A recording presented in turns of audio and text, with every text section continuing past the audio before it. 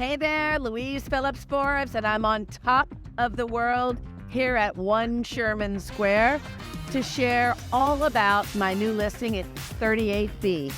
Corner home, 2 bedrooms, 2.5 bath, and boy, does 1 Sherman Square have everything. Number 1, top of the world, views from everywhere, roof deck, just for you.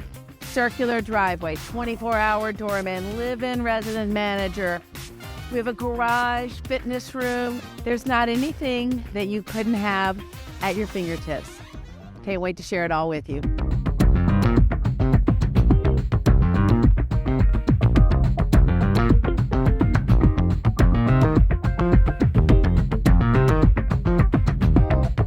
Here at 38B, let's just talk a little bit about views.